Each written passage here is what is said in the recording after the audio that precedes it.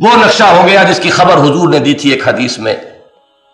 حضور نے فرمایا تھا یوشک ان یاتی زمان، ایک ایسا زمانہ آئے گا کہ تمہارا حال ہے مسلمانوں سیلاب کے اوپر جو جھاگ ہوتا ہے اس کے مانند ہو جائے گا.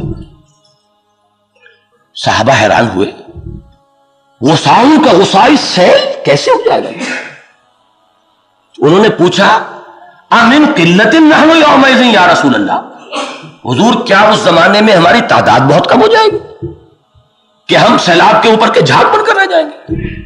حضور نے فرمایا نہیں، بل انتم یومئذ کثیر، تم بہت ہوگے لیکن تمہاری حقیقت کچھ نہیں ہوگی، جھاگ ہوگے.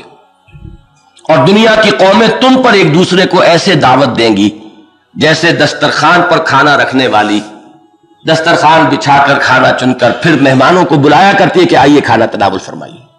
اس طرح اقوام عالم تداعی علیکم الامم، امتیں جو ہیں اقوام تم پر ایک دوسرے کو بلائیں گی. یہ لقمہ تر ہے، یہ نوالہ تر ہے، آئیے تشریف لائیے. تو جب صحابہ نے پھر پوچھا کہ حضور یہ کیوں ہو جائے گا، آپ نے فرمایا تم میں ایک مرض پیدا ہو جائے گا جس کا نام وہن ہے، واو ہے اور نون.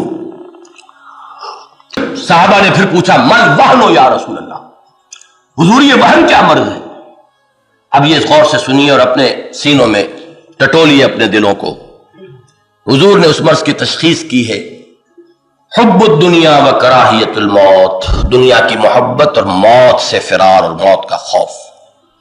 یہ تم میں ہو جائے گا تو تم لقمہ تر بن جاؤ گے اقوام عالم.